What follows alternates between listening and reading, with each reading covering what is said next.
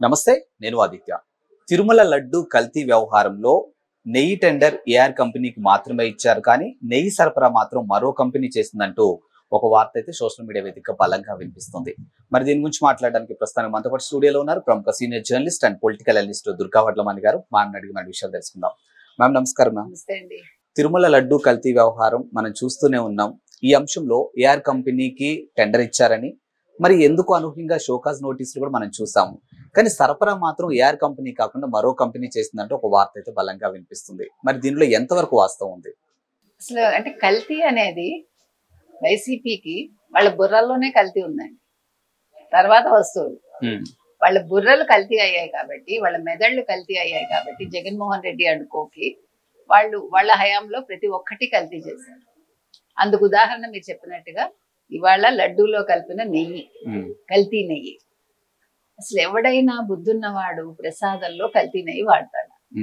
అసలు నీకు సంబంధం ఏంటి? టీటీడీకి డబ్బులు లేవా? ప్రజలు ఎంత ఆదాయం ఇస్తున్నారు? కోట్లు కోట్లు వస్తాయి మీకు.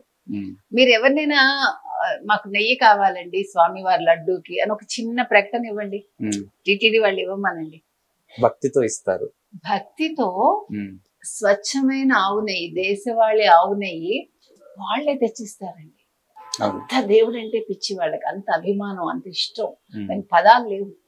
స్వామి వాళ్ళు నాకు అవకాశం ఇచ్చారు అని స్వచ్ఛందంగా ఇవ్వకపోతే అడగండి. మీరు మీ జేబుల్లోంచి ఇచ్చారా డబ్బులు? బుద్ధి లేని వాళ్ళు కాకపోతే అసలు కల్తీ నెయ్యి వాడటం ఏంటండి? సొమ్ము ఒకటిది సోకు ఒకటిది అని ఏఆర్ డైరీకి ఇస్తే, అంటే వీళ్ళు ఏం చేస్తారంటే టెండర్లు పిలుస్తారండి. ఇప్పుడు మీరు కావాల్సిన వాళ్ళు అనుకోండి, వాళ్ళు ఏం చెప్తారంటే నీకు ఊరికే నీకు ఇస్తున్నాము, టెండర్ నీ పేరున ఉంటుంది, కానీ నీ ద్వారా రాదు, మాకు వేరే వాళ్ళు సప్లై చేస్తారు. వేరొకటిది సోకొకటి, వేరొకటిది ఇచ్చేవాడు ఒకడు.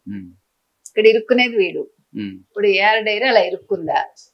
అదొక సందేహం. ఇప్పుడు ఏఆర్ డైరీ అందుకే ఏం చేయాలో ఇప్పుడు, అందుకే వాళ్ళకు కూడా షోకాజ్ నోటీస్ వెళ్ళింది కాబట్టి వాళ్ళు కూడా కేసు వేశారు. మ్యామ్, ఇప్పుడు ఏఆర్ అనేది చిన్న కంపెనీ ఏం కాదు, చాలా బ్రాండ్ ఉన్న కంపెనీ. మరి ఇప్పుడు వీళ్ళు టెండర్ నాకు ఇచ్చారు, కానీ సబ్ వేరే ఎవరికో వెళ్తుంది, మరి దీని వల్ల నా బ్రాండ్ పోతుంది అన్న ఇది వాళ్ళకి లేదంటారా? 30 ఏళ్ళు జగన్మోహన్ రెడ్డి, మర్చిపోయారు మీరు. అచ్చా, కంటిన్యూస్ గా 30 ఏళ్ళు జగన్మోహన్ రెడ్డి సీఎం గా ఉంటారు కాబట్టి తప్పలేదు. అరాచకాలు చేసినా పర్వాలేదు, మన ప్రశ్నించేవాడు ఉండడు, ప్రజలు గొర్రెలు అనుకున్నారు. ఓకే, ప్రజలు ఏమన్నారు? మేము గొర్రెలం కాదు, మాకు బొర్ర ఉంది, నీకు ఇవ్వం, మేము 124 ఇస్తాం కూటమికి, నీకు 11 ఇస్తామని 11 ఇచ్చారు. నీకు అర్థమైందా? ఇప్పుడు గొర్రెలు ఎవరయ్యారు? వైసీపీ వాళ్ళు. కాబట్టి ఏఆర్ వాళ్ళు ఏమనుకున్నారంటే, వాళ్ళదేం పోయింది, ఏమంటే మీకు కొంచెం కమిషన్ వస్తుంది, వాళ్ళు అంతే చూసుకుని ఉంటారు. ప్లస్ వీళ్ళకి ఏమైనా లింకులు ఉంటాయి, ఫ్రెండ్స్ మరొకటో లింకులు ఉంటాయి కదా, అందులో రాజకీయంగా మీకు పలుకుబడి ఉంటుందిగా, సపోర్ట్. ఇవన్నీ కూడా ఒక దాంతో ప్రతి దానికి అంతేనండి. ఒక పలుకుబడో, రాజకీయ పలుకుబడో, ఒక డబ్బో, ఇంకేదో అవసరమో మనిషిని ఎప్పుడు కూడా చెడు వైపు నెట్టుతుంది. మంచికి ఇవేం అవసరంలా. ఒక మంచి పని చేయాలంటే మనకి ఎవరి సపోర్ట్ అక్కర్లా. మీరు 10 రూపాయలు ఎవరికైనా ఇవ్వాలనుకుంటే మీకు నచ్చితే ఇమీడియట్ గా ఇస్తారు. అదే 10 రూపాయలు మనం దొంగతనం చేయాలంటే మనకి ఎవరి సపోర్టో కావాలి కదా. అక్కడ తేడా అది. ఇది నాది, అది మనం వేరే వాళ్ళ దగ్గర తెచ్చుకుంటున్నారు.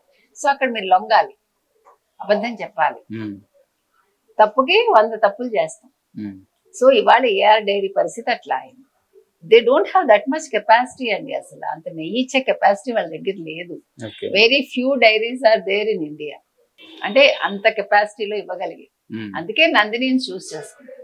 అసలు ఇవన్నీ కాదండి, ఈ నెయ్యి వివాదానికి ఒక ముగింపు పలుకుతూ ఇంకా మీదట టీటీడీ వాళ్లే సొంత పశు సంపద పెట్టుకుని, సొంతంగా డైరీ పెట్టుకుని, సొంతంగా నెయ్యిని తయారు చేస్తాం. అది చాలా టైం పట్టే వ్యవహారం, పర్వాలేదు. ఇందాక నేనేం చెప్పానండి, నెయ్యి ఇవ్వండి అని ఒక భక్తుడిని అడిగితే ఆ విధంగా దేశవాళీ పశువుల్ని కొంటాము, ఒక్కొక్క పశువు ధర ఇంత అని చెప్పమనండి, క్యూలో నిల్చుని పశువులు కొనిచ్చేస్తారు. ప్రజలకి ఉపయోగపడుతుంది. దేవుడికి ముందు, ప్రజలకు కాదు. దేవుడికి మనం కల్తీ లేని ఒక ప్రసాదాన్ని, ఒక లడ్డూని వారికి సమర్పిస్తాం. అదే విధంగా ఇవాళ ఇక్కడ ఒక డైరీ పెట్టాలి అంటే ఎవరో ఒకరు పరిగెట్టుకుని వచ్చి పెడతారు. మీరు గుజరాత్ వాళ్ళే వస్తారు, ఎవరో అక్కర్లా.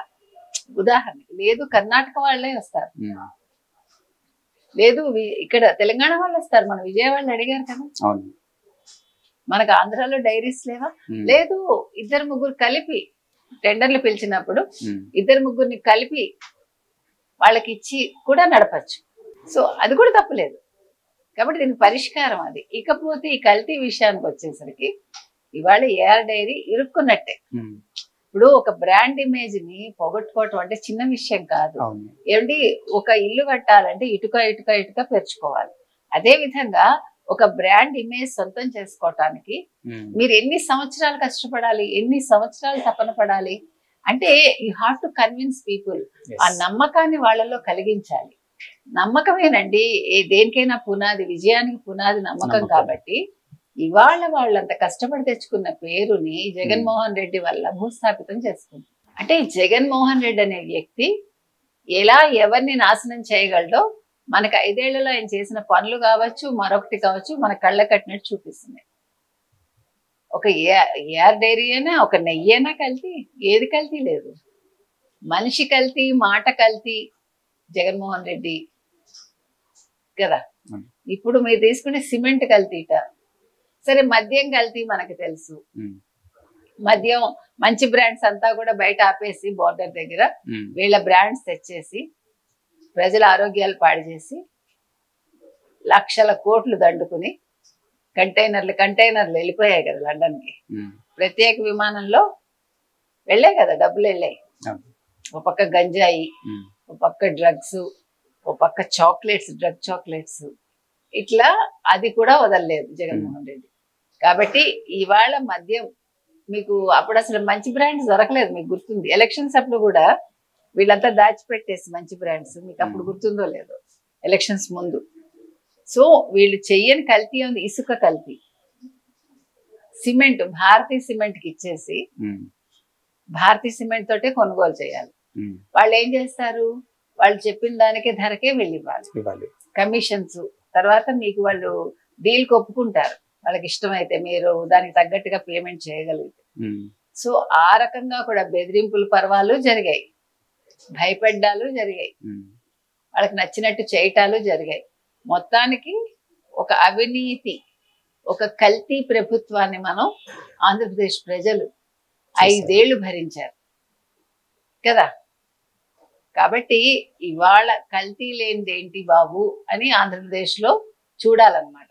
ఇప్పుడు ఈ కొత్త ప్రభుత్వానికి తెలుగుదేశం కూటమి ఏదైతే ఉందో వీళ్ళకుండే ఒక్కొక్క టాస్క్ పెరుగుతుంది చూసారా మీరు.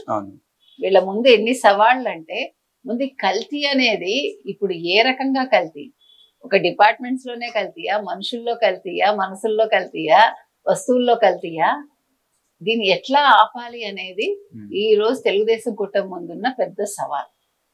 థాంక్యూ.